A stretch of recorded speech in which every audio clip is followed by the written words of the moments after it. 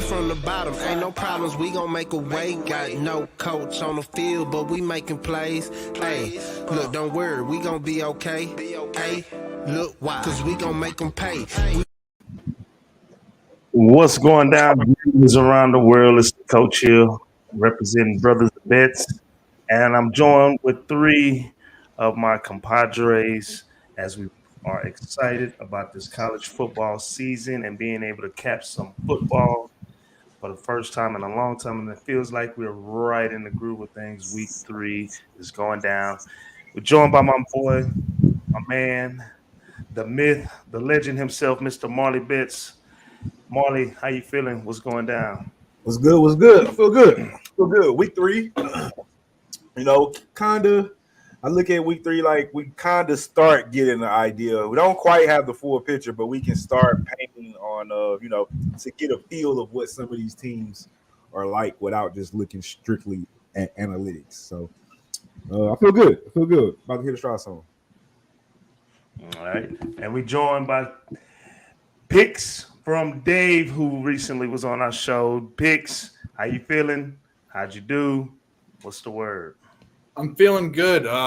Last week in college, I think I broke about even, a lot of close games, but I definitely think that my cap, and I think everyone throws this way, has gotten a little bit more accurate. So I'm really ready to dial in on this week and kick some ass. Gotcha. I heard you did pretty good in the NFL. You want to speak on that real quick? Yeah, we did. Well, I did, and then our little capper collective that Marley and Moose are part of did real well. I did 4-1 in the Circa contest, which is good, but it's just week 1, so long way to go there. But the boys all came together and put out a bunch of bets, and I think we were 12-4. I don't know. I think we won about 8 units in the NFL this weekend. Yeah, so we smoked them. Yeah, tell Razor I told him about those goddamn Vikings and those goddamn Packers. Packers. I hope he come in today. So Seahawks we had. I mean, we had all the poop, man. All the garbage. Man. And we also got money. Yeah. Mr. Moose Money in the house representing Moose. What's going down? How you feel? How'd you do? Let's talk about it. I didn't do really well in NCAA. Did quite a bit better in NFL, which is like the exact opposite of how it usually is. Usually, I'm always crushing the NCAA, and then I give all that money back on Sunday and Monday. I'm the same way. Yeah, I was that money couldn't find a nice home here. I got to give it back. I'm not ready to adopt quite yet. And it was the flipped. But the first week was one of those weeks in NCAA football that might have created a little bit of hubris. Just kind of a little bit of that overconfidence, because that first week I had to look it up. It's like I didn't even believe it. The first week I went 17-4. It was just unbelievable how I just hit every single one of those bets. And even some of the ones I lost, they were really close, bad beats. And this last week, 5-13, but still in the profit, still feeling decent. I'm still going off of a lot of the stuff I looked at preseason, and that's going into a lot of the cap for the first few weeks until those statistics come out that allow me to kind of change and adjust to what is coming into us, like the input, allowing for a greater output. Nice. And we got Razor Sharp Picks. Razor's here saying what up. Somebody was just looking for you, Razor. Oh yeah, I was looking for that boy Razor. I was looking for you, Razor. I told you about them Vikings. I told you, and I'm not saying the Packers are done. I just told you it's gonna take some time, bro, for that offense to get going.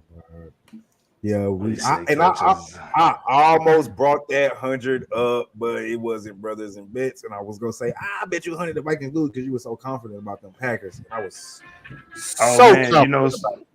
I jumped on them for sure because Marley, you was talking about them all off season. You kept on saying I think week 1, I think them Vikings gonna pop the Packers. So I automatically jumped on it because I remember you just talking about it all fucking summer long.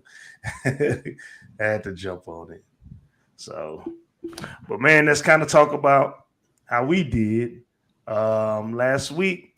I didn't even know it. I wasn't paying attention, man. I was all over the place. But I went 3-1 on my picks. Way to bounce back from a terrible week 2. I mean, excuse me, because we're now in week 4, right? Well, week 3. But including week 0, I guess you can't say 4. But anywho, had a terrible week last week. Came back 3-1. Marley did pretty good last week, especially with his Twitter pick. Excuse me. He did a lot better. He went 3-0, 4-0 on that. But sitting at that 4-4. Some of the takeaways, Marley almost got the butt end of damn near every joke, bro. Because Texas was about to upset Bama. And I texted and I was like, bro, if they lose, you are going to get lit the fuck up in the chat come Tuesday. But Bama was able to get out of that, man. But other than that, if Ewers is healthy, they lose that game. I believe so. Defense is playing great. Were some questionable calls, but we'll see if Texas is truly back because that performance was pretty well. We'll see how Hudson Card he plays his cards throughout the season. And but what the game? They look good. Alabama won by 1. Did you see it? Yeah, they almost lost. Yeah, I saw it. They were pretty much losing most of the game.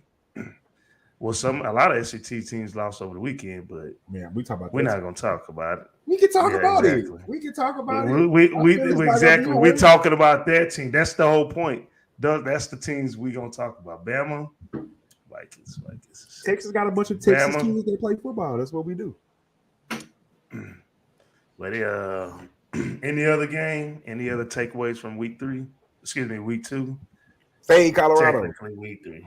I said fade. That offensive coordinator there, Sanford, he licks balls. He's horrible. He's awful. Fade Colorado every game. I've been saying this since the preseason. New Mexico State and unders. I've been saying it. It's been cashing every single half, every single full game. I'm going to keep on playing it. I'm going to keep on being on it because New Mexico State can't score on offense, and their defense is just good enough to make the other team have to go for some third and manageables. Dave, you did pretty well. Your damn self. You went over in that UTSA Army. You hit that Texas, Baylor. Yeah, 2-2. You hit that Army over. That's another team that almost pulled it away. Yeah, I took that Army over too. They blew. Army blew that one. Man, let's get into it. Let's jump into this shit, huh? And Tennessee Pitt was a point and a half off from covering. So that was a real third quarter. Razors fucking. Yeah. Push that team total too. Just sat right there at 30. Book it, Razor. Fucking book it. What was will win the division, Razor. Who? The Vikings. Is he a Packers fan or something? Yeah, he's a cheesehead. Die hard. He's gonna die hard this year because they won't win that division. It looked like he was ready to. He said the Packers beat themselves. I guess Jamar Chase just didn't get damn near 200 yards receiving. That didn't happen on that defense because the Packers almost. It didn't because it was Justin Jefferson. Come on, bro. That's what I'm saying. He talking about the Packers beat. Hey, you can call them the Vikings. They're not my team, so I'm not trying to stand up for them. I'm just saying the Vikings, whatever you want to call them, will win the division this year, though. But show that. Book it. Neither of those teams are going to Super Bowl, though. So. No way. Let me know who they play in week 2. Let me know who they play in week 2, and maybe raise Packers. Eagles. Where's that game going to be at? Shit, it don't matter. They might beat them. The Eagles might just flat out beat them. The Packers. The Packers are playing the Bears. Aren't going to be good this year. Packers playing the Bears? Yeah, at Green Bay. Hey, they might lose that game to Justin Fields. Get out of town. They might lose that game to Justin Fields. So college football. Yeah. Right. Can we get into this game? We got to get the show going. Hold on, man. Hold on. I'm trying to. This can't be an hour and a half, 2 hour show today. Hey, I'm right there with you. And we're gonna start off. We gonna start it off with my team, 2-0, beat an SEC team. Should have really blew them out the other day. Say it like that. Like they should have blew them out. No, I'm saying like beat an SEC team. They beat a Louisville team with Brian Kelly in his first year. Like this LSU team, bro. Yeah, LSU team. Pump your brakes. So just Florida State got just, 1 good win in 4 years. So just to be clear, it's all about Georgia and Bama, right? Yeah. All right. Florida State 2-0, 1-1 against the spread, taking on the Louisville Cardinals, who bounced back against UCF. But my bet did cover in that, which was the first half, get in and get out. 1-1 on the year, 1-1 against the spread. This line opened up in favor of Louisville -1. It has since jumped to Florida State -2.5. There were some pick'ems out there when the line originally dropped as well. The total opened up at 54. Right now, we're looking at 56.5 on most boards right now. Actual factuals for Florida State: 4-1 against the spread in the last 4 games. The unders hit 6 out of the last 6 games. They are 4-1 in the last 5 games, but 1-5 against the spread in the last 6 games against Louisville. 2-4 straight up in the last 6 games against Louisville, and 2-14 straight up in the last 16 games on the road. The total has gone under 4 out of the last 5 games against an ACC conference opponent, and they are 1-7 against the spread in the last 8 games against an Atlantic Division opponent. Actual factuals for Louisville, the totals hit over 6 out of the last 8 games, 12-6 straight up in the last 18 games at the crib. It's also went over 4 out of the last 5 games when playing against Florida State. 2-4 straight up in the last 6 games against an Atlantic Division opponent. 13-5 against the spread in the last 18 games on week 3, but only 3-11 against the spread in the last 14 games whenever they play at the crib, at home, on a Friday. Injury reports right now for Florida State. Offensive lineman Lyles, he is out. Dix Jr., linebackers, he's out for the season as well. Running back Douglas, he is questionable for this game, undisclosed. Running back CJ Campbell's out for the season as well. Excuse me, man. Yelling at them kids all day, man, on both levels. Got my voice gone. Louisville's got Jermaine Lowe, defensive lineman. He is out. And Jalen Mitchell, running back, is questionable. Last time we seen Florida State, they won 24-23 against LSU. And Louisville, like I said, came back at the half and won 20-14. Damn. Marley, I'm going to let you go ahead and take this one, man, because my voice is killing me, and then it's going to come back around. I got you. I know Moose's. This is Moose's Louisville Cardinals. He's very high on this team. I'm not so high on them. I do like. Wasn't this was his sleeper, huh? Yeah, this is dark horse. Yeah, Moose's dark horse's team right here. And don't get me wrong, I like Cunningham. That's probably about all I like on that team. I'm not going to overreact to the UCF victory because I don't know how good UCF is, but I'm not going to overreact to the Syracuse defeat neither, which I don't think Syracuse is that good, but I think they're better than recent. But I like Florida State. I think they have the better athletes overall on the roster. I think their defense front is legit. I think they'll do enough to slow Cunningham down. Although Friday nights in Louisville can get a little crazy. And it's been like that for years, decades. So, this is going to be a tough game because of the atmosphere, and you know how it is in college football. Like that means a lot. So I can easily see Louisville pulling this off at home, being a home dog here. I actually like the over. I think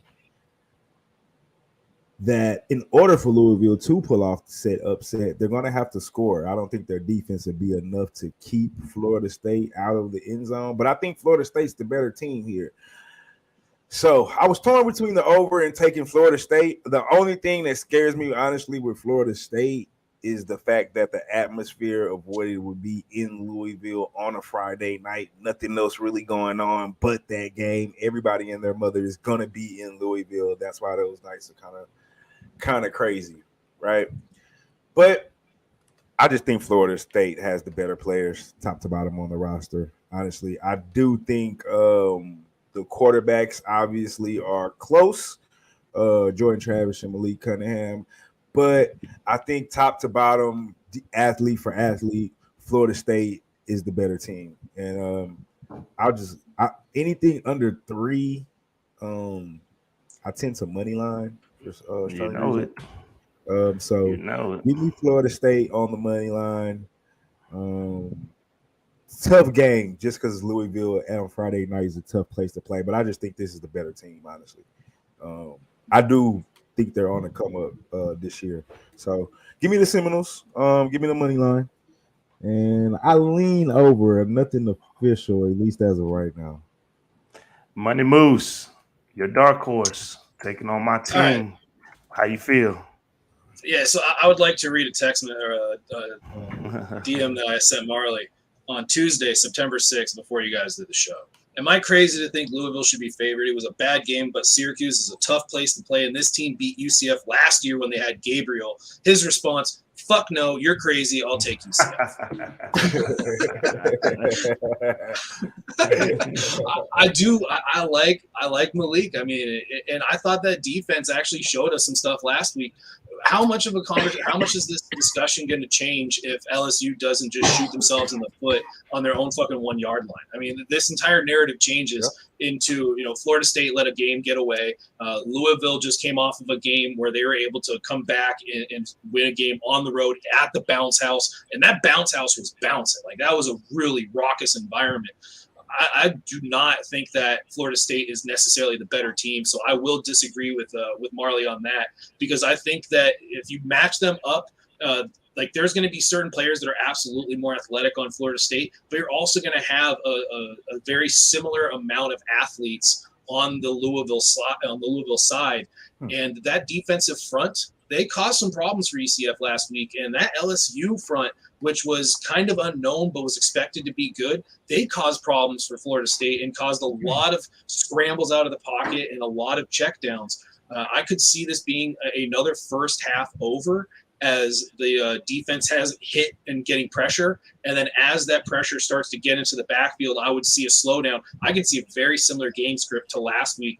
I'm planning as I live bet this, and if you want to check in with me and Cab on the live stream, I believe that I'm going to try to get on a first half over if the first possession doesn't go touchdown. And if it does, I'm going to probably have to sit back and watch. But if it's not, I'm going to be on that first half over more than likely live. All right. So official play, the first half over for my boy Moose. Picks from Dave. Do you have a play on this one? I'll make it quick. I don't have a play. I have thoughts. I do not like Malik Cunningham. I didn't like him last year. I didn't like him all 5 or 6 or 10 years he's been there. If you're a mobile quarterback and you're any good, you're in the NFL by now. He's garbage. He can't throw the ball. He can run the ball. But problem is FSU's defense didn't look that bad. I'm not, no offense, I'm not impressed by how Florida State played. I do think they're the better team. When I saw this game without capping it, I thought that it would definitely be Florida State by a lot more. The problem is I capped it and indexed it, and actually at home, I have these teams as a pick 'em on a neutral site.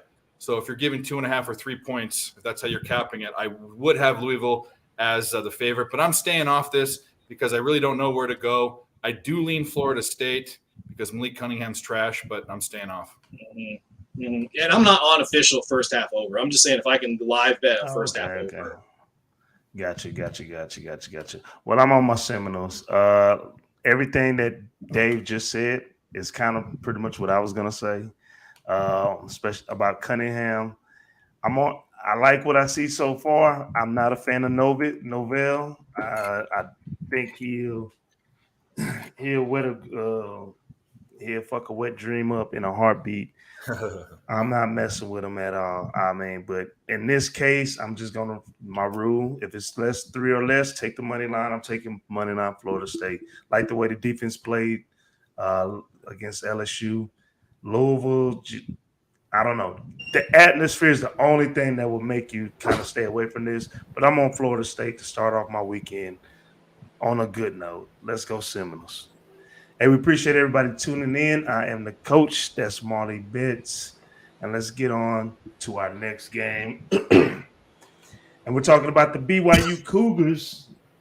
So y'all remember when I was talking, depending on how my night is, this is how I'm going to go. Well, I had a good-ass night Saturday night, and I took Baylor in the live bet. Oh, my God. What up? Somebody probably.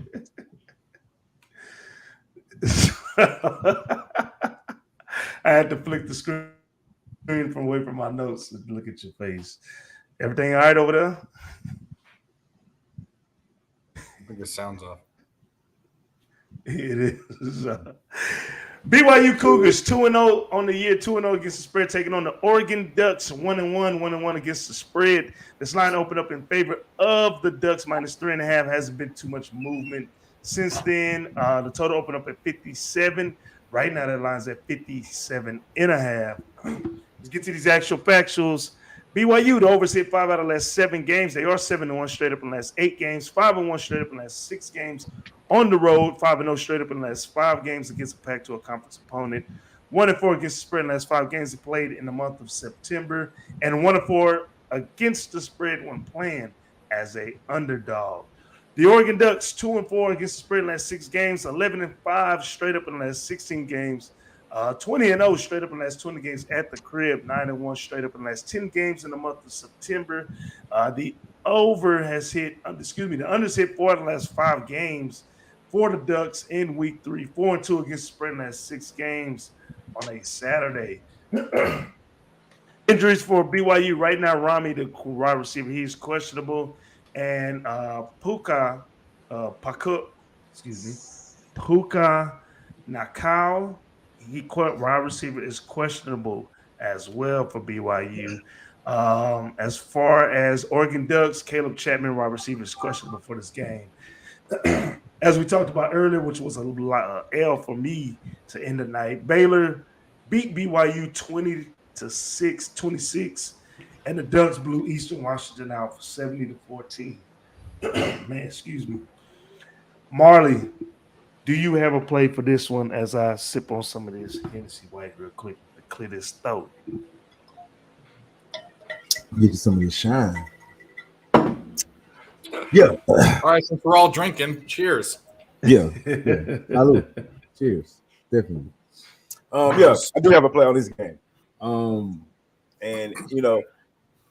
we know how I feel about the Pac-12 and the way they play football out there. So I really won't go too much into Oregon. I'll just talk about BYU. I said this before last year. I made a lot of money off this BYU team, and they're physical and they're fucking grown men. Because they take their 2-year sabbatical, come back. So you got older guys playing with kids, and Christopher Brooks, Brooks, the running back, he's averaging 6.4 yards a carry, and that was against a good Baylor defensive team. And this Oregon team, although they got the name, I don't think they quite have the players. Kirby told us after that Georgia game, and he pretty much showed us. Although BYU is nowhere near on Georgia level, the talent is a little more evenly matched. Even if you probably want to say Oregon maybe has better talent, I don't know. I don't even think you can probably argue that at the same time. I will say this: Bo Nix is a awful quarterback. I didn't like him at Oregon. You fade Bo Nix, like that's just what you do, and that's what I'm gonna do. I don't even want the 3 points. Give me the fucking money line. I think BYU wins this game outright because I just think they're the better team, period. Give me Hall. I can't think of his first name right now, but Hall, he's already thrown 500 yards, 3 TDs, only 1 interception. And just if you don't like the things I'm saying about BYU, just fade Bo Nix at the end of the day. He's going to throw the ball to the other team. That's just what he does. BYU money line. I can't believe they're the underdogs like this, honestly. You're muted, I believe. All right. BYU money line for Marley. He going after that moolah la. Dave, do you have a play for this game? I don't have a play. I will say some stuff about BYU. They always have that one game that's a dream killer. They have it. They've had it against my Trojans. They always have that when it's always in Provo, and that was this game against Baylor. I don't think Baylor's out. This definitely hurt their season. I didn't like Baylor's play calling. I think if they had a different offensive scheme, they would have won that game. These are grown men, but Baylor to me looked like they had the better athletes. BYU looked like they wanted to tear their head off. And there was some narrative about how Baylor made fun of them or some crap. So, I mean, granted, you by nature, and I say this the right way, it's a very fanatical school. It's a religious school. So there's a lot of, fuzzy kind of feelings that are there. So when they get pissed off, it's the other way. And all those fans were on their side.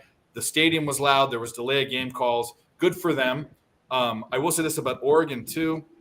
Oregon, and Bo Nix is garbage, but Oregon didn't play as well as they could have at Florida, although we all had Florida in that game. I think this is a closer game.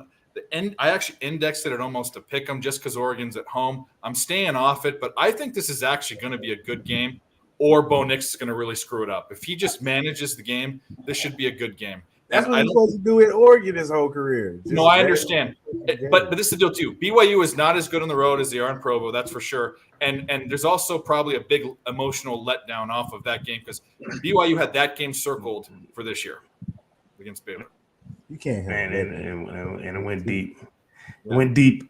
It was a very emotional game. Very emotional. Moose, do you ever play for this? I do not. I don't, but let me clear a couple of things up. Bo Nix played at Auburn last year. You guys keep on saying Oregon, and he's at Oregon now, but he was at Auburn. I knew that. I was just Auburn. It's been Oregon every single time. I just had to clear that up. I was like, I'm not tripping, right? Like I didn't come out of a universe. All right, so if I said Oregon, my bad, but I meant Auburn. I know what you meant. Yeah, well, I mean, Dave followed up. I was like, oh, dude, all right, let me just take care of a little housekeeping here. I'm just the OCD in me kicked in, but I think that it must be mentioned that BYU has a lot better success at home than they do on the road, and we've seen them go to other places and they've lost. And one of the things that really gets them are teams that utilize speed. And they are really quick to the edges, or they're really able to get out and contain and funnel their offense in a really specific direction, which BYU has never had any kind of offense where they're able to spread the field and they're able to throw a lot of deep passes. Like it's a pretty little league type line or offense that they run. I mean, just ball up the middle, outside pitches. I mean, that's kind of their offense. A speed defense or a speed offense and or can create problems for them. I think Oregon can create some problems for them, but I'm not going to bet on them because at the end of the day, I think BYU is just a flat out better football team than them. I agree. And I'm right there with you. I don't have a play on this at all. I don't even have a lean. This is one of the games that I did not want to mess up. But spare the moment, like I said, emotional game for Oregon. I mean, not Oregon, BYU. You know, the way that game went down and how long everything played out, I would definitely probably lean with Oregon, maybe in the first half, but I don't have a play for this one. I just think they're going to be too physical for Oregon. But and I know people like to say that, but they played a physical game last week. BYU was bringing it, and they do have some injuries that aren't on the injury report right now because it just hasn't came out. But a lot of guys are nicked up on that personnel on the offensive side of the ball. And I know Oregon got smashed by Georgia, but I mean in terms of physicality, they've already gotten punched. Like they've already taken that kind of strength, basically right up the ass, and they didn't really deal with it all that well. How would they do it a second time? I mean, at least it's a second opportunity. So they have the ability to coach them up, adjust, and do that kind of thing. But it's not going to be if it was the first time that they faced a physical team, then I'd absolutely be 100% right on that thought process. But because they did face Georgia, at least they've had a rep. Yeah. I messed that one up too. I got the other Pac-12 team mixed up. I said Florida. They played Georgia. Mm-hmm. Marley and I are mm-hmm. We're thinking one thing and saying the other thing, Yeah. Pac-12. Well, let's get to our next game. We appreciate everybody tuning in. I'm the coach. That's Marley Bets. Picks from Dave and Money Moose. Yeah, is our special guest for today. And that's come into Texas land where these Aggies. One thing I will say, my team traveled up to Brazos Christian, which is in Bryan, Texas, which is like right next door to College Station. We had to ride through a neighborhood to get to the field. Every house in that neighborhood, everybody went to Texas A&M, and the flags were everywhere. So we got our ass whooped, but at least they lost. They felt a deeper loss than beating our ass and A&M losing. So anywho, Texas A&M taking on Miami. I think this is the game of the week for College Game Day. Would have been a whole lot better if the Aggies didn't get upset this past weekend. And I'm gonna try this with my voice. I'm losing my voice, so I'm gonna try this. So excuse me. But the Miami Hurricanes 2-0 on the year, 1-1 against spread, taking on the Aggies of Texas A&M. They are 1-1 and 0-2 against the spread. This line opened up in favor of A&M -6.5. There are some fives out there and 5.5, but for the most part, fives is where it's at. So you can kind of get an idea where the money's coming in on. Actual factuals for the Hurricanes. They're 6-3 against the spread in the last 9 games, 7-1 straight up in the last 8 games, 5-1 against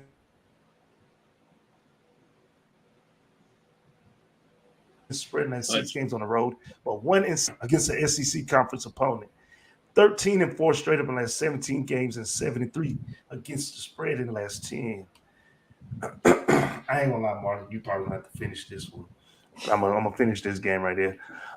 Texas A&M 1-4 against the spread in the last 5 games. The unders hit 4 out of the last 6 games. They are 15-5 straight up in the last 20 games. 13-2 straight up in the last 15 games at the crib. 5-0 against the spread in the last 5 games against the ACC conference opponent.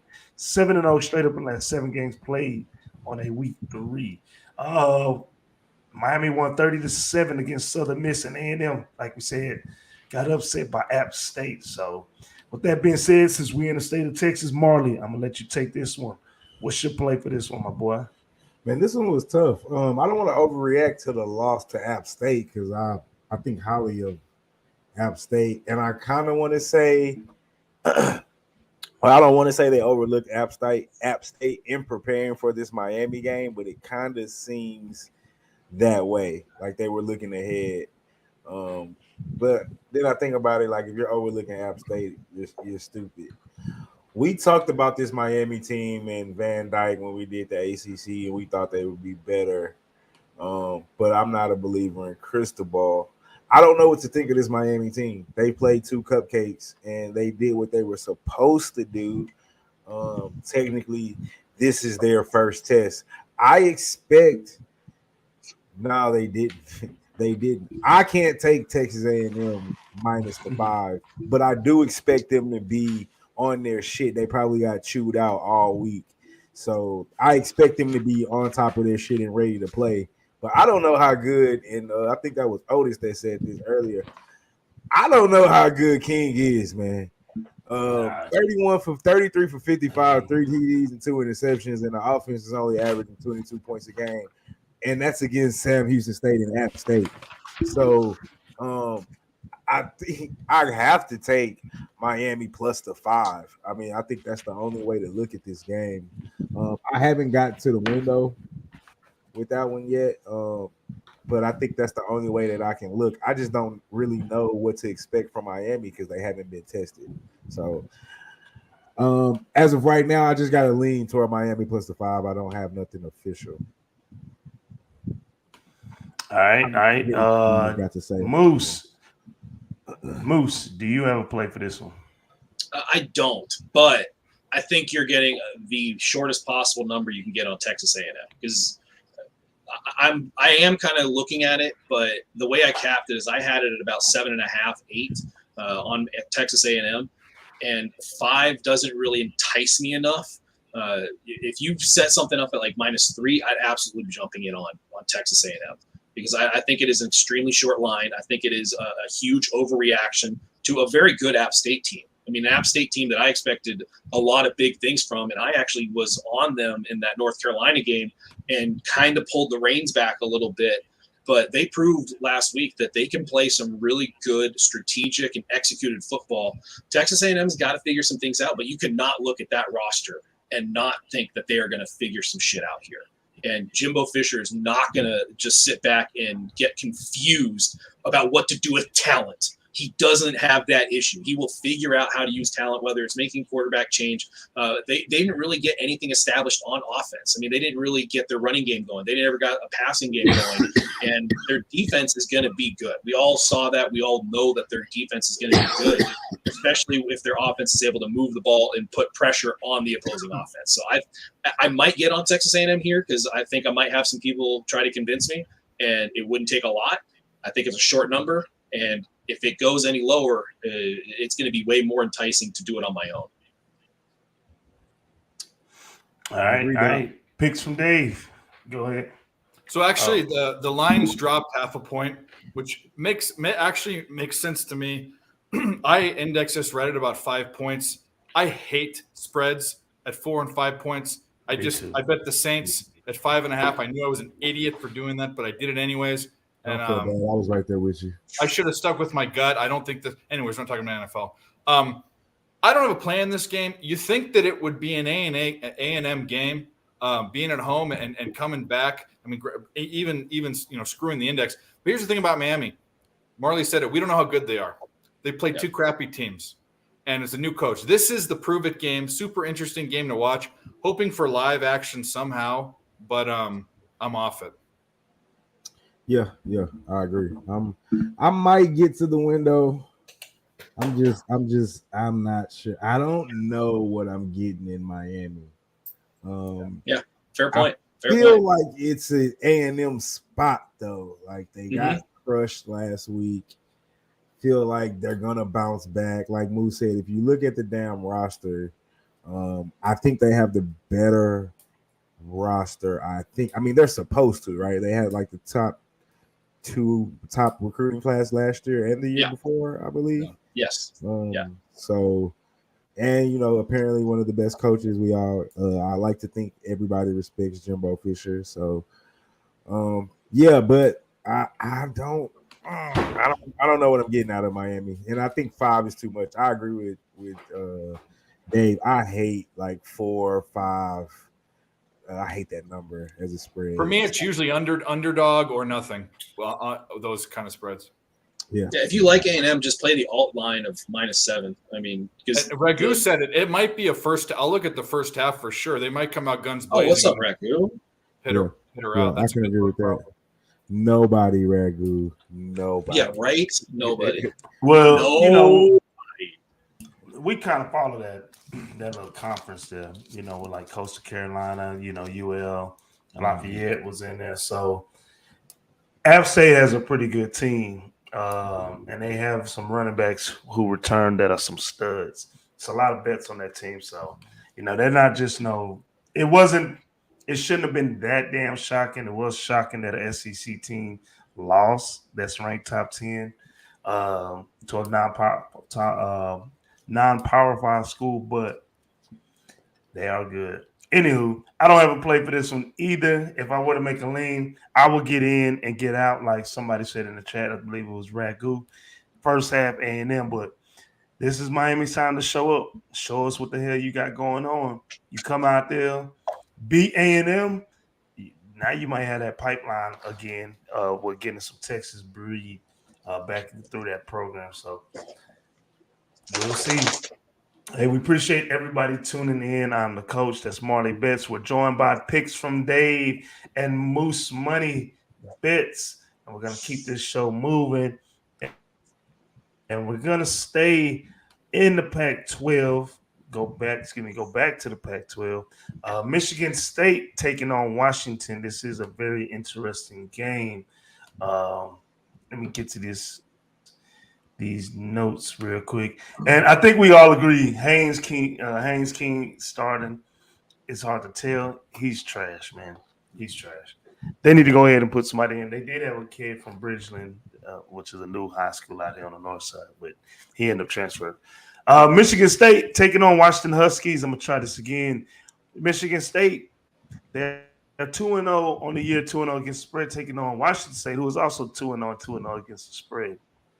Line open up in favor of Washington, -3.5, and there hasn't been any movement right now. The total open up at 54 right now, sitting at 56.5.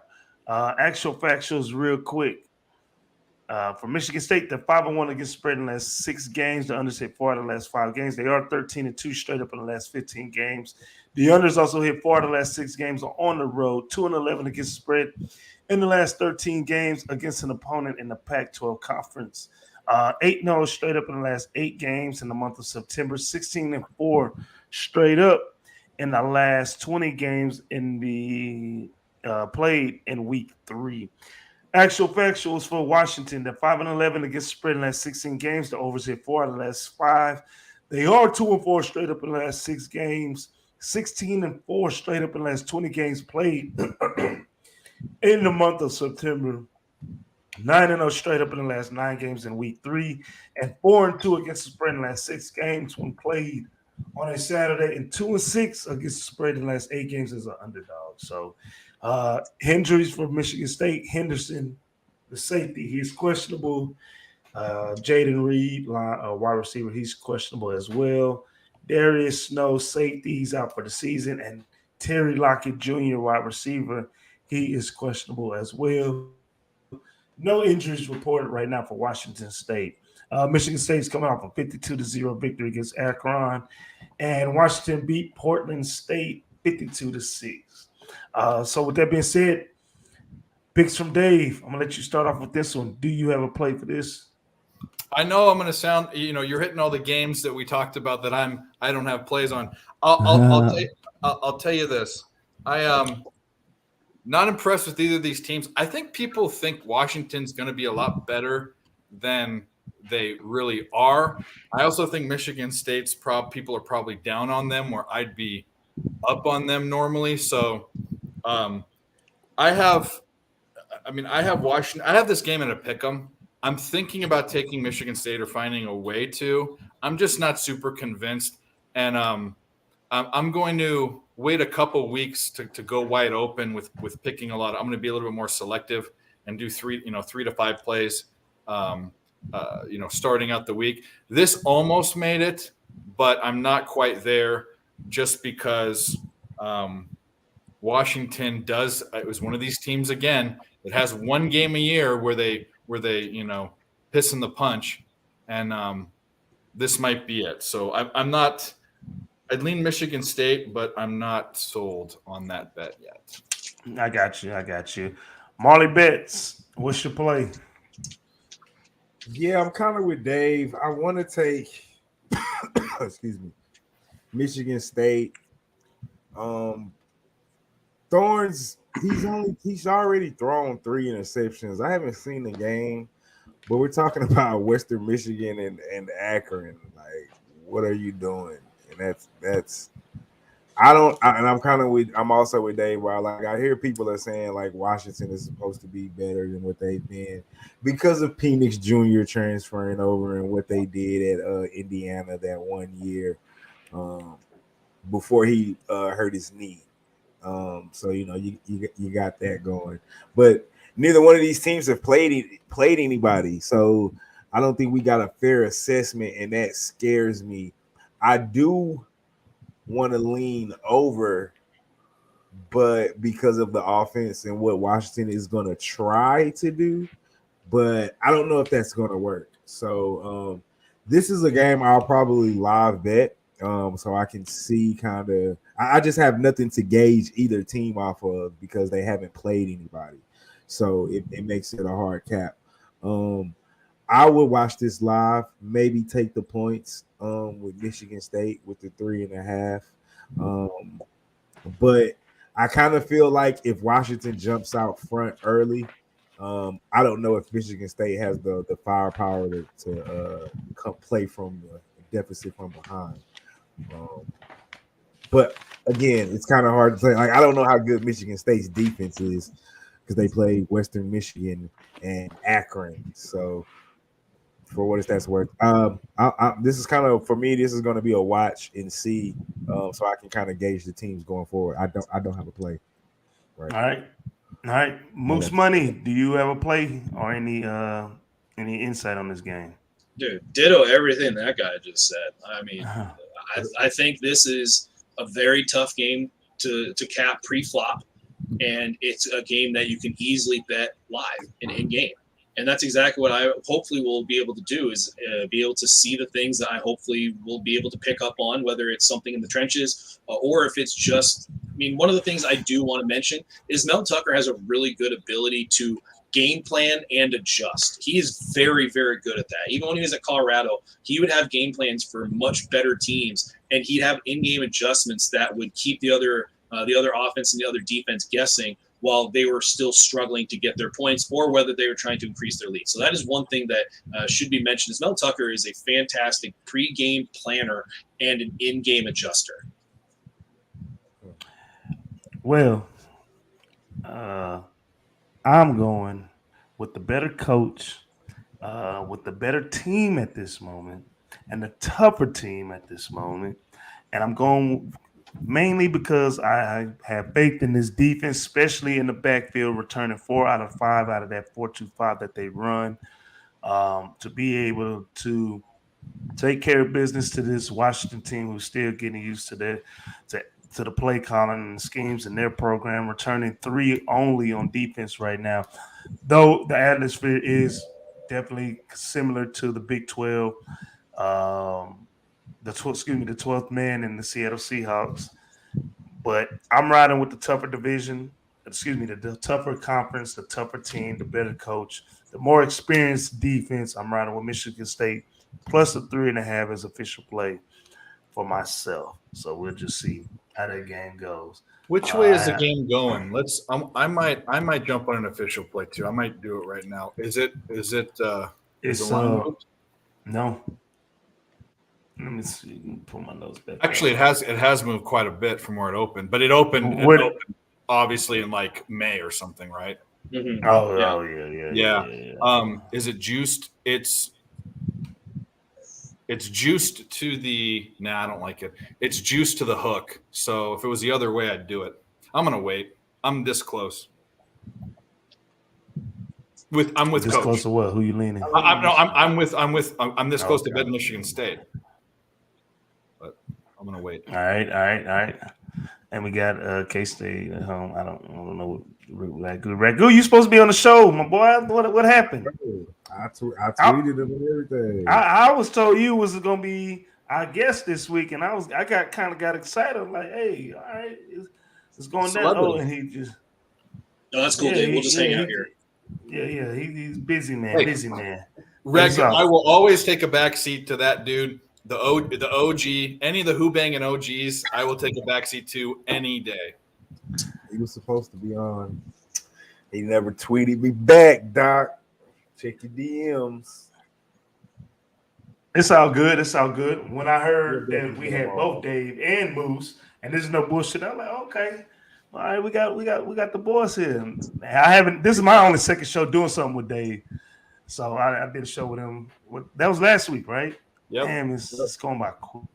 It's it feels like a month ago. That's how crazy coaching 2 teams and then handicapping and watching and then NFL starting. It's been it's felt like 2 weeks, to be honest with you.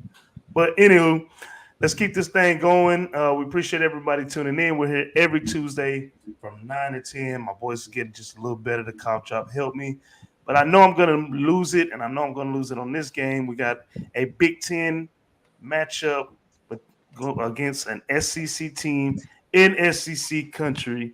Penn State Nittany Lions taking on Auburn. Penn State, they're 2-0 against the spread, 2-0 on the year. And the Auburn Tigers 2-0 and almost had a scare last week. 0-2 against the spread. This line opened up in favor of Penn State minus 2.5. The money is coming in right now on Penn State minus 3. The total opened up at 48.5, and right now that line's jumped down to 47.5. Get to these actual factuals. Penn State 13-6 against the spread in the last 19 games. The unders hit 10 out of the last 15 games, 13-6 straight up in the last 19 games. The unders also hit 12 out of the last 16 games whenever Penn State is on the road.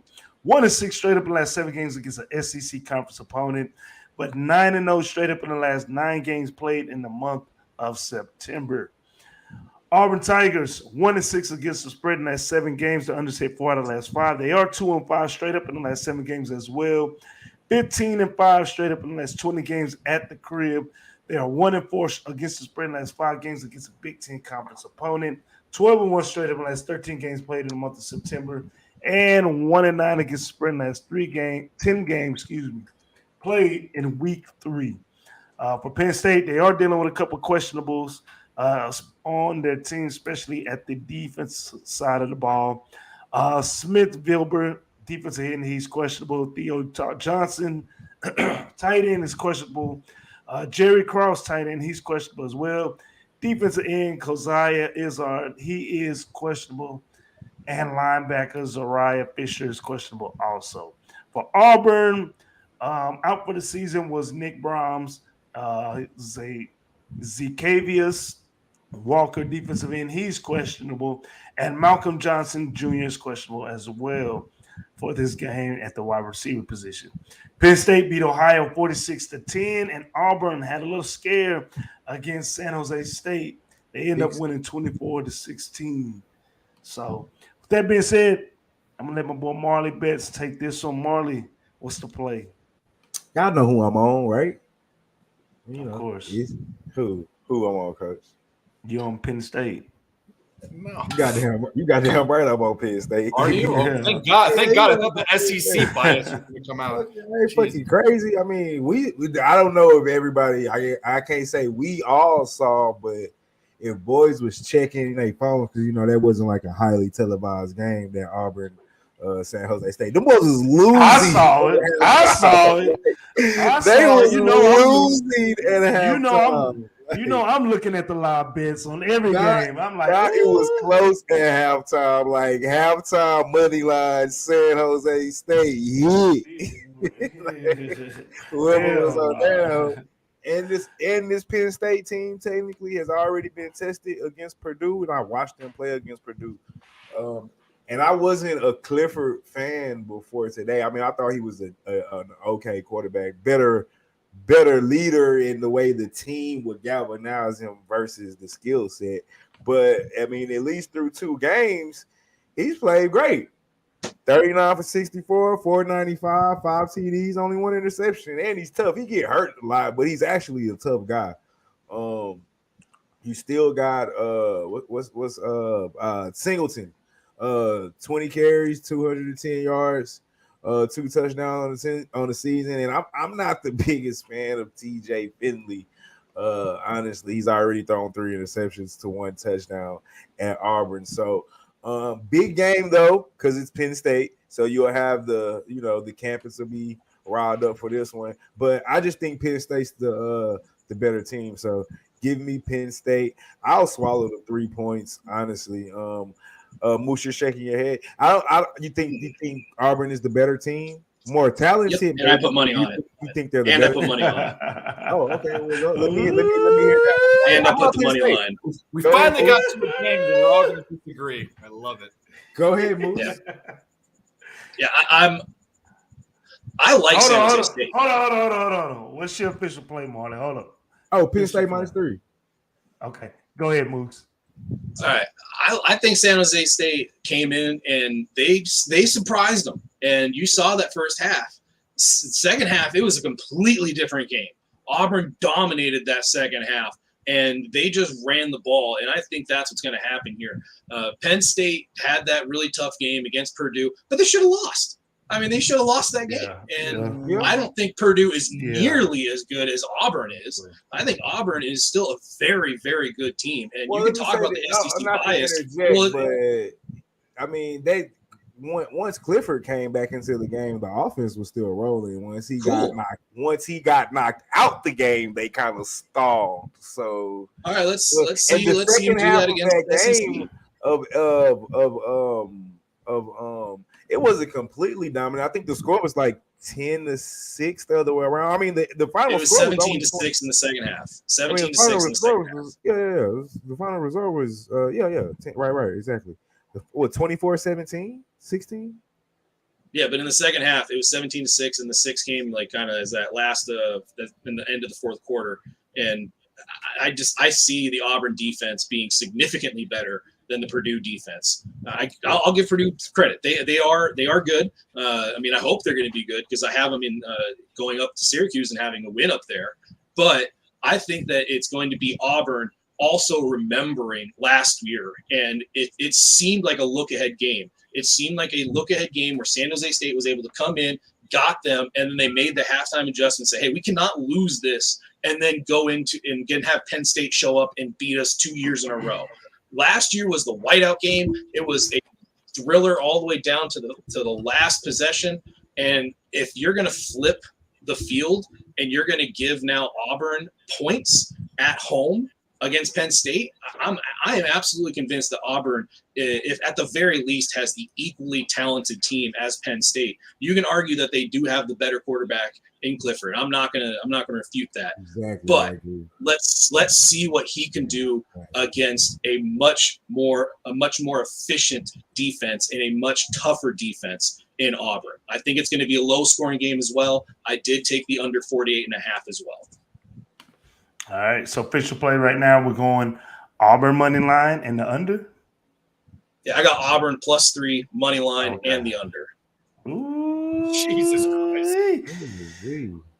Dave, what you got? I couldn't disagree more. TJ Finley is garbage. He's absolute garbage. And Auburn has played 2 crappy teams, almost lost to one of those crappy teams, and all they can do is run the ball, and they haven't done that very well. Well, Penn State, even though they gave up 2 touchdowns, gave up less than 60 yards to Purdue's running back. And I think their defense looked pretty good. But here's the kicker for me. We talked about a million, like 8-year seniors. Well, Clifford's been there for 6 years. I think he got that COVID extension deal, and he's no NFL guy. But what happened is we wondered where Clifford was all game. And we were on Cab and I were talking on DMs, and we're like, where's Clifford? Well, on that last drive, he showed being a veteran. He drove down the field, and they won that game. And I think that's the kickoff to Clifford having a decent year. I think Penn State is not vastly superior, but definitely a better team, in my opinion. I think Auburn can only run the ball because Finley's a horrible quarterback, and Penn State's going to be able to put up with that. On San Jose State. Yeah, but look at their stats aren't even that good. I mean, my point is that the only thing you can do, you're going to go up against the toughest defense you've faced. Right. So there's a reason why Auburn's a dog at home, and I have Penn State as a 4.5 point favorite on the road, which isn't a big super lean, but put me down officially. Penn State laying the points, and I'm not going to say officially this. My dog's crying. I think she has to go to the bathroom. I want to put her out in a second. I'm going to unofficially, but maybe bet the over. I'm going to see because the line's dropping. I think this total's too low, actually. Yeah, I like the over too. All right. So is that official or no, not the total. Official Penn State. Laying the points. All right. Official Penn State. Yeah. Sorry. I don't have a play. I haven't seen Auburn play. I don't have a play. I haven't seen Auburn play. I don't like James Franklin on the road. This may be his fuck up game. But if I did lean, this is funny how this is working. I'm with Money Moose right here. I'm gonna take the SEC at the crib. It. You know what I'm saying? So it's like I love it too. It's like us to the Brady Bunch. We there with it. I love it. Get that dirty finger out of here, Marley. So I'm really with Moose right here. I think they'll win outright money line. I might be. What time is this game? What time is this game? Is this a primetime game? No, I think it's in Sean O'Hare. No, it's 12. It's 3:30 Eastern. Bo Nix. Yeah, 12:30, 3:30. Bo Nix couldn't be a high school replacement right now. That's what I think of Bo Nix. I would take. I might sprinkle some of that money line on it. It just depends. I need a good week of baseball. Live betting. I don't know if I haven't been on a baseball show to talk to y'all, but I just want to talk to the baseball cappies right now. I'll say that for open mic. I'm 0-3 today, so don't talk to me. Fuck baseball. I'm already at an hour. Well, we about to rapid fire. So, hey, we appreciate everybody tuning in. I am the coach. That's Marley Bets. We got picks from Dave and Moose Money Bets in the house. I just want to say this real quick. So, a strategy, Marley knows what I'm about to say. A strategy that I've been doing in MLB, and I've been doing this shit for years, but it seemed like this year I really kind of mastered that motherfucker, is I'll do live bet totals. And I will start in the top of the 7th inning, right? And I always look for games where the home team is winning so I can get rid of that bottom of the ninth. Mm-hmm. And I'll find it. And I don't know what it is. I like going for low scores, even though I know they're due to kind of maybe get a run or two in the mix. But I like to go for the low scoring games in the 7th inning where the home team is winning. That way the line would be at least them having to score 3 to 4 runs on the under, and I take the under, and I have been killing it. When I tell y'all, I literally will go from depositing $100 and I'll just do that all day in baseball. Man, I have gotten up to $2,000 a couple of times. Now, if I cash that out or not is a different story. But I just wanted to throw that out there to the people. I've been doing that shit this week and last week, along with some college basketball players. And I bust the goddamn UAJ ass over the head. So that's one of my little live betting strategies I like to tell people. Well, I haven't been able to tell people. I just want to get that out there. One day, maybe I'll film myself doing all this shit. But yeah, what do y'all think about that, baseball cappies? It's good. I don't have issues with it. I don't live bet. The only way I live bet baseball is when a dog jumps out ahead early, and I'll take the favorite when you get plus money. When you said that, I'm looking at the Braves Giants game is 4-1 in the top of the 5th. And the total's now at 9.5. I'm thinking about taking the under, but it's juice minus 130. So I might take that. So, but here's the thing, though. I most of the time take it when it's juice because it's Vegas fucking with you. Right? Well, live bets are juiced anyways. Mostly they're minus 115 or minus 120. So, but if that shit's plus money, I'm jumping on that shit, and I'm just like, fuck it. I'd rather lose 200 than 260 something on a favorite and then fucking lose, because it always kind of goes the other way. Well, but I take it juice. Moose will tell you the only way you can win in baseball is having a good portion of plus money bets, right? Or making your plus money. He does this weird deal where you can make your own lines by betting, -1 and a run line and make it even money. I'm a guy early season. I'm big dog guy, plus money all day. Well, another thing that I do is what I've been doing for years is I follow like 5 teams and I get all the ESPN alerts on them. Like this year, my teams are the Dodgers. I just added the Dodgers last year because I was like, man, I got to fucking start that. Dodgers, I know we're in college football. I'm sorry, everybody. Dodgers, Astros, Rangers, Red Sox, and the Cubs. And I follow those teams, and that's really all the games. If I bet on somebody outside of those and that's matched up against another team that I don't follow, I fuck around and lose unless it's the live betting. Yeah, Ragu made a good point. His average line's plus. I think my average line's right at plus 100. That's what my average line is, I think. And I always bet against the Astros when it's a hella juice line, like when it's 240 something and it's like Verlander pitching. Go the other way. Anywho. Let's go through this rapid fire. Finish this college football game picks. I'm the coach. That's Marley Bets. We got picks from Dave and Moose Money. Let's start off. I heard somebody said they had something to say about this one. We're talking about Purdue and Syracuse. Now, when I'm going rapid fire, I'm just going to read just a few actual factuals and the records, and then we're going to get our picks and get out of here.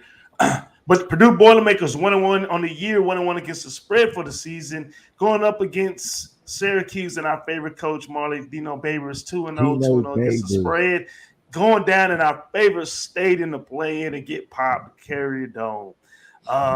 Get to a couple of actual factuals for this. Purdue 4-1 against the spread in the last 5 games. The unders hit 4 out of the last 5 games on the road, and they're 1-6 straight up in the last 7 games when playing the week 3. Some actual facts about Syracuse. They're 12-4 against the spread in that 16 games, 6-1 against the spread in that 7 games when playing at the crib, but 7-1 straight in the last 8 games when playing against a Big Ten conference opponent. A Big Ten conference opponent, and 7-1 in the last 8 games when playing in the month of September. So I'm gonna start off with Marley. Do you have a bet for this one? Dude, I haven't gotten to the window. Haven't gotten there yet because I still need some stuff to look at. But I'm interested in what Moose has to say. I'm leaning Syracuse, and I think I'm gonna get there. I can't believe I'm gonna bet on Dino Babers, but as much shit as we've talked about this guy over the years is fucking amazing. You think you got it? Man, Schrader's been tearing it up, 38 for 48, 500 yards, 5 TDs. Sean Tucker's averaging 4.4 yards a carry. They did have a somewhat test against Louisville, if you want to believe Moose and think that Louisville is very good. And they're at the crib. I kind of like this Syracuse team. I believe I will get to the window. I am a little scared of that offense, but defensively so far they've held up in the past game. They're only allowing 150 yards, passing yards thus far. It's just really early to tell. Put me on the Cuse, man. Give me the Cuse at the money line. I'm kind of interested in what Moose has to say because they beat his team, so I would like to think that maybe he's kind of high on the Cuse this week. But go ahead, Moose. Take it away. No, I'm on Purdue. And a lot of it is I do like Louisville. And I was on Louisville when they went up there. And I did say that it wasn't my favorite bet because I don't like going up against Syracuse at all. I mean, Big Wash just said the field condition up there, it makes the track really, really fast. And it gives the home team the advantage of knowing how to get around that edge, the timing of different plays, knowing how you can get that little quick burst on your acceleration. So all that stuff does worry me. But here's one comparison I feel very good and comfortable in making. Aiden O'Connell is way better than Malik is at quarterbacking. All right, so I'm not Emily Cunningham is at quarterbacking. I'm not going to make a huge case that Cunningham is going to be a future NFL quarterback, but I do think he can be a good college quarterback, just like Tim Tebow was, just like Ryan Leaf was. I mean, there's so many college quarterbacks that are good in the college. Yeah, I mean, look. There's a long list. All right. I tried to pick ones from different generations, to hit all the people in the audience. So forgive me for trying to engage the chat there, Dave. My goodness. Right. But I think Purdue is a team that can be set up to go into Syracuse and win it. I don't hate any kind of over, but I thought it was going to be closer to like a -4, -5.5 on Purdue. And especially with how they competed against Penn State. And if Penn State went in there, what would the line be? And I thought it would be something similar to that, or at least probably a little bit higher, maybe a little bit closer to a touchdown. So I think it's a better line on Purdue because of the success that Syracuse has had so far at home. But I think that Purdue is going to be the better team. They are better than Louisville, and I think that Auburn is better than Purdue. So if you want to see just how my personal rankings are, it does set up like that. And I'm going to play Purdue to go against Syracuse. But if Syracuse wins, you best believe I'll make some adjustments to my rankings so that I don't continue to get burned by the Cubes. All right, Dave. All right. That is, how do you like Louisville so much? And you're looking at a Syracuse team that looks really, really good. And by the way, Syracuse is 6-1 ATS, their last 7 at home, by the way. And you're going the other way. This is the thing. Mm-hmm. Purdue's a one-trick pony. I don't mind Purdue. They pass the ball. Syracuse has been shut down. Granted, they played Connecticut. And who was the other Louisville. Yeah. Yeah. And we all know Malik Cunningham is a great quarterback, right? That can throw the ball. That's why he's been in the league for 5 years. Look, Syracuse defense looks good. there's a reason why this number might run through 0. Syracuse might end up having to lay some points or a point maybe. I'm on Syracuse. Like I said, they're 6-1 ATS at home. When they're at home is when they are good. And I like Purdue, but I'm not as high as I was on them last year. So official play is Syracuse at a PK. All right. So Tommy Frazier. I love this old school stuff. Crouch, the guy we were talking about, Nebraska, the Heisman. Yeah, there you go. Crouch. Yeah. Brady Quinn. Well, so Matt Leinart. So look, are y'all just naming old quarterbacks? No, really good college quarterbacks that fizzled out in the NFL. Blake Lorenz, not Blake Lorenz, Lorenzo, DeMarcus Russell, Bradford. Yeah, I'm on it. Hey, so Dave, you like Syracuse? Marley like Syracuse. Moose, you going official play Purdue? Yep, I got official play Purdue. Yep. All right. I ain't gonna lie to you. I don't have a play, but if I was to make a play, Dino.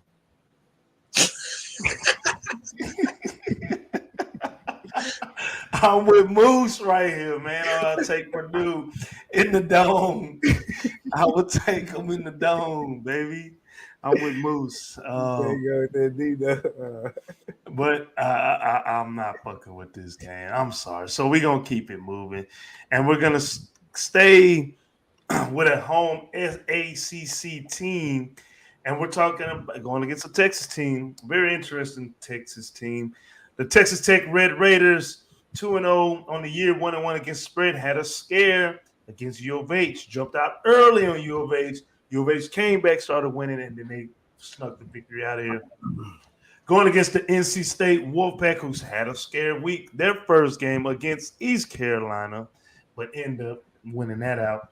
2-0 on the year, 1-1 against the spread. Get to some quick actual factuals for Texas Tech. 4-2 against spread in the last 6 games, 4-2 straight up in the last 6 games, but 2-14 straight up in the last 16 games on the road. They're also 6-2 against the spread in the last 18 games when playing on the road on a Saturday. But 5-1 straight up in the last 6 games played in the month of September. NC State, the total has gone over 4 out of the last 5 games. They're 6-1 straight up in the last 7 games, 11-0 straight up in the last 11 games at the crib. 4-1 against the spread in the last 5 games against a Big 12 conference opponent, and 5-1 straight up in the last 6 games in the month of September. So, with that being said, Marley, what's your play for this game? We're rapid fire, right? Rapid fire session. session. I like NC State first half. I feel like this is one of those get in and get out kind of games. I think 10 is a bit much. You can get the first half probably around 6 or something like that. A touchdown. I think they can be up by a touchdown. Offense hasn't quite got as going as you like, but they do have a good defense to lean on. This is the team I picked to win the ACC, which I think is completely wide open now. So NC State first half. All right, NC State first half, get in and get out. Moose, do you have a play, or what's your thoughts on this game? No, I do lean to the under, but I don't really think I'm going to get there. It's just a really tough read, but I thought 55.5, 56. I'm not sure if it actually was at 56, but I thought 55.5 was a little too high. I think it's kind of an overreaction to what just happened with North Carolina State and Old Dominion. I expect fewer points, but at the same time, I could easily see this turn into, because Texas Tech's not going to be afraid to try to shoot out if necessary. But I think this is going to be more of a lower scoring game, not necessarily slower pace, but I think it's going to be kind of a lower scoring game, more of like a bend don't break, and it's not going to be as it's going to be potent offensively as some people might think. All right, Dave, what's your thoughts on this game? I know we're going quick, but one of the things we're talking about backstage, who was the notable quarterback between Scott Frost and Crouch, which was 10 years at Nebraska? Big Ragu said it. Tommy Frazier, that was the dude that was in the I thought it went Frazier then Frost. No, I think Frazier was in the 90s. I was just looking it up. Frazier was 92 to 95, and Scott Frost got drafted in the 80s. No, maybe you're right. Maybe it's the other way around. Anyways, Nebraska quarterbacks have fizzled out. It doesn't matter. Those are the three. I am on Texas Tech. Way too many points. NC State had a scare against East Carolina. Texas Tech. I think they're really good, though. No, they're good. But here's the deal. They haven't faced – Texas Tech's got some firepower. This dude can pass. This is the deal. 10 points is way too much. Way too much. When I look at NFL, I look at 6.5 as my number, and I say, is there a compelling reason for this team to be a touchdown favorite? When I look at college, I look at double digits for two good to decent teams. There's no way you're going to tell me that NC State is a 10-point favorite against Texas. I have them as a 4.88 favorite. So almost more than 5 points on an index is a great place to start. And when you look at Texas Tech and their offense, NC State probably wins, but not by 2 scores. All right. Well, right now the first half line is at 5.5. Oh, I'll take that. So let me ask you. So, Dave, is that official play? Texas Tech plus the 10, or just or official play?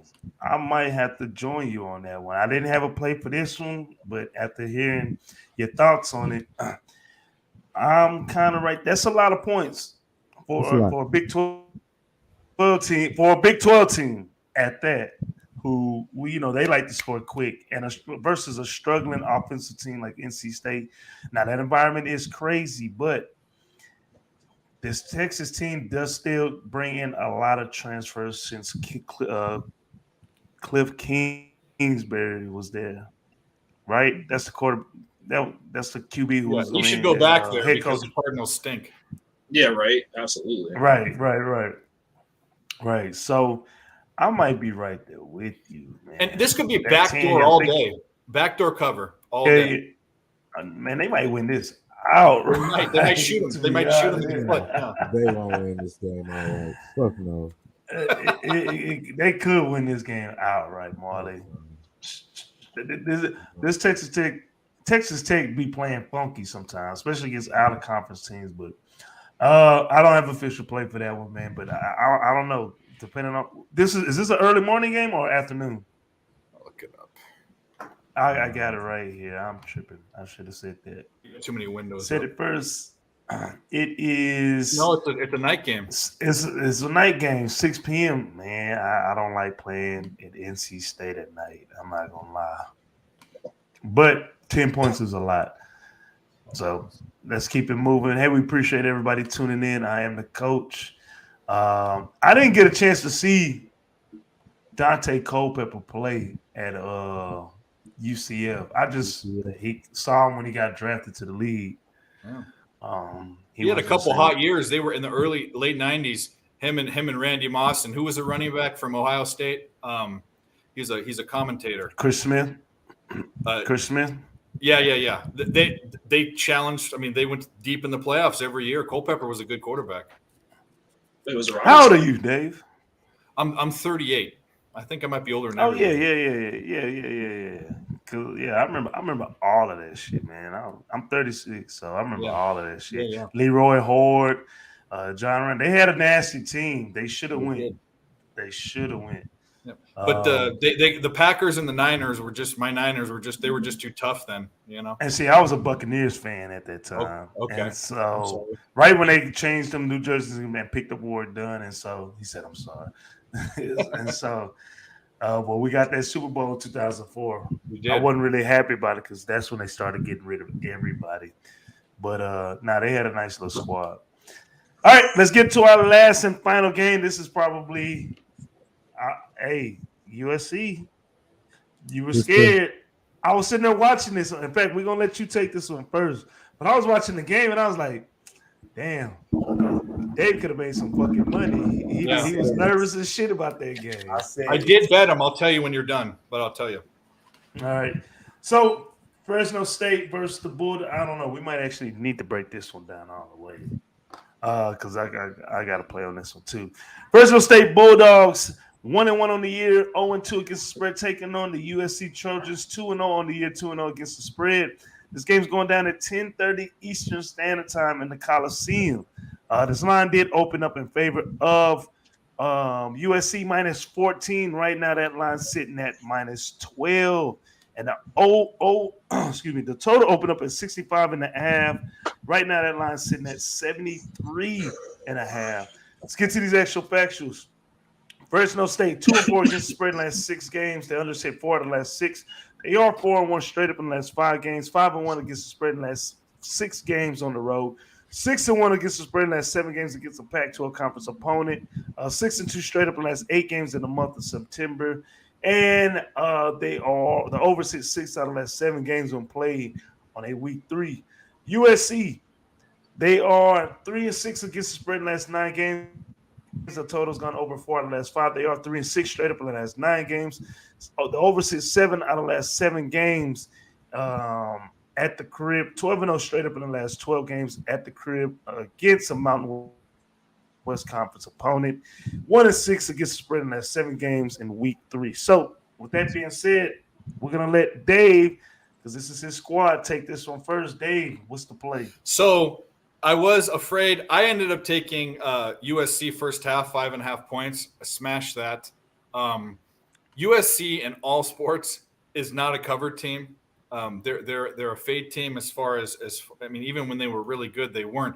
But what they've done for since I went to school there, they jump out. They can jump out ahead, and then they kind of teams reel it in. And we saw Stanford do that to them. The other thing that kind of worries me about Fresno State, I remember a game in 2005 where they played them really hard, and I think a couple years ago or last year maybe they played them. Fresno State plays Pac-12 teams or Pac-10 teams back in the day very, very hard. But I think with this offense, and I do worry about their defense, Ragu, that bet for Fresno, team total over 30.5 might be a good bet.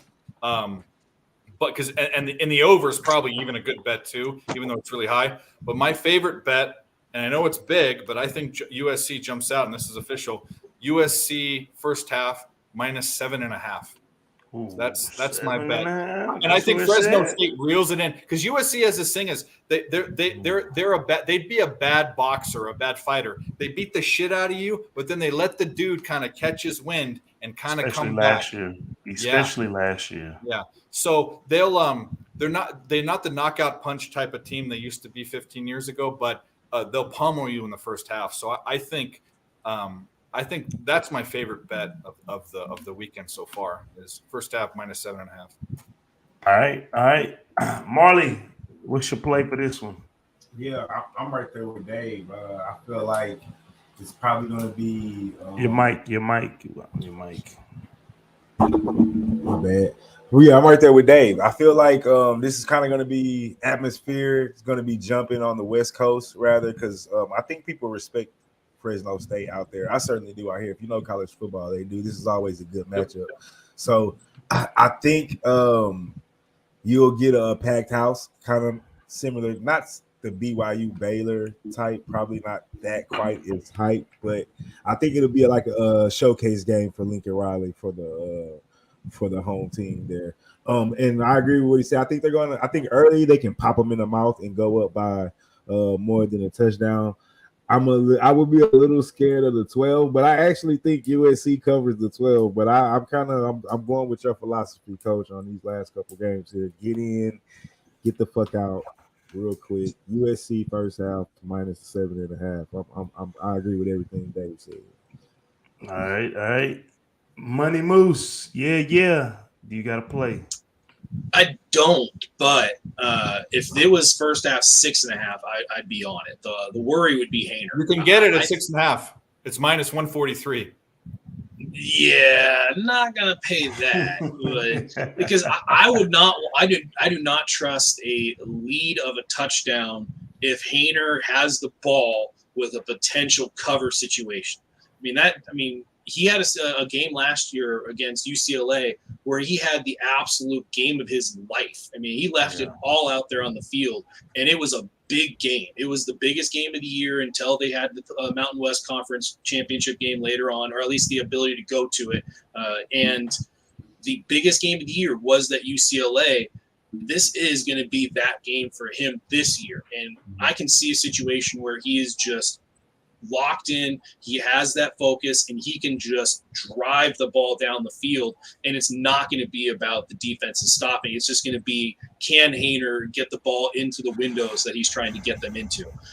I don't necessarily know that, but I really do like Ragu's look on the Fresno team total over, because I'm pretty confident that even if USC does end up getting out to a lead, Haener's not really going to be coming out. He's going to want to showcase himself. He's going to want to prove that he can throw on these guys. And the relationship with the coach is going to be kind of also on display for Fresno State, because that's the whole reason he stayed and didn't go into the draft and didn't transfer, was that he came back for this kind of opportunity. So that would be the one thing leading me off, but I really might have to write down that Fresno team total over, because the more I talk about it, the more I feel like that's a really, really good look there. Mm-hmm. All right. Let me see. What's the team total? 30. And another thing, too, while you're looking that up, the most suspect part of SC's team is their secondary by far. So if you got a quarterback in there, that's why Utah scares me. So I'm actually with these two. You're close. Yeah, that shit not easy. Yeah. I know. Now that I'm doing it, I'm like, okay, I see what Marley be. Because then after a while, I start like, is he just playing around now, like to be funny? But nah, I get it. It's tough. I follow this Fresno State team. Been following them for 2 years. This is year 3. I have lost money with them in the first half. I bet against them first half last week, and the week before I bet on them. But anywho, they haven't been playing that well in Fresno State. Now, Lincoln Riley is the type of guy, he likes to put up points early. Lincoln Riley's also a guy that likes to take his foot off the gas, and especially on the defensive side of the ball, and teams come back.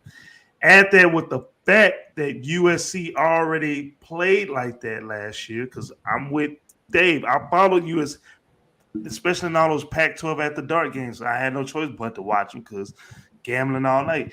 They will fucking give up the second half, the spread late. If not, lose the game, giving up a lead. Sometimes double-digit lead. So I am definitely getting in and getting out. I thought it was at 6.5, but that's 7. That touchdown in the hook scares me. But I do think Lincoln Riley's out to send a message. And I think everybody on that side of LA is sipping the Kool-Aid of Lincoln Riley, and the players are into everything that he's doing. I could definitely see them up by at least 13 to 14 going in a half. So I'm right there with you. Official play. USC first half minus a 7.5. Hey, we appreciate everybody tuning in. I am the coach. This is Marley Bets. We are Brothas N Bets, and we're joined with Moose, Money Bets, and Picks from Dave. These guys have also been a very big part of our MLB show along with Marley this summer. And we're getting ready to go into October, where that's when stuff gets really real in that baseball. So be sure to tune in. You can catch them on Twitter at PicksFromDave and at Moose Money Bets. As we do a quick review of our picks, I don't have that many, but I promise you, I'm probably going to take Texas Tech plus 10, and depending on how I'm feeling, might sprinkle some on that money line. I think Dave kind of talked me into it, but I like Florida State money line, Michigan State plus 3.5, and USC minus 7.5. Marley Bets, he likes Florida State money line, BYU money line, Penn State minus 3. Syracuse money was a pick 'em. So Syracuse, he likes NC State first half minus 5.5, and USC first half minus 7. Picks from Dave, he likes Penn State minus 3, Syracuse, Texas Tech plus 10.5, and USC first half minus 7.5. And Moose Money Bets, he likes Auburn plus 3, money line and the under 47.5, and then he likes Purdue. And am I missing a play, or is that's all you got? Yeah, that's all I had from the show today. All right, that is all we got. So hey, we definitely appreciate everybody tuning in. Jonathan, we appreciate your tip that you sent us via Cash App. We're always grateful to receive anything, and our boys broke us off twice now. So hey, we appreciate that, man. We don't come in there and ask it, but we definitely got to shout you out. So with that being said, before we get out of here, open mic, you fellas got anything? Anything I want to say? Any game? Nope. I mean, if you guys don't have anything, I am on North Texas here. The total's gone up to +3 against UNLV. I'm not huge on UNLV. I'm also not huge on California, but it's very hard to trust Notre Dame. One of the plays that I really do like, and you might be able to get a better line now before it could be announced later, oh my goodness, I'm forgetting. It's not in Jigba. The other receiver for Ohio State could be coming back this week. And the over in Toledo, Ohio State, only at 61. Toledo has the offense that can score. And Ohio State's offense is not going to be impeded by what Toledo can do on their defense. I'm gonna have to remember that one, Moose, for when Maction rolls around. So that's definitely gonna be a crazy part of the year. Their defense is good for the MAC, but not against an Ohio State team. Right. All I got real quick is I think I might fuck with LSU too at the crib against Michigan State. I don't know yet, but I like that plus money right there. But that's all we got. Marley, if you want to lead us in a prayer, we can go ahead and get out of here and call it a night. As always, appreciate y'all boys tuning in. This is Brothas N Bets, and that down there, that's the homie Moose Money, and that's Picks from Dave. Then when I do it like that, that's the coach, and I am Marley Bets. And like last week, and like this week, and of course, like next week. Y'all already know what it is, man. Let's beat Vegas. We out this motherfucker.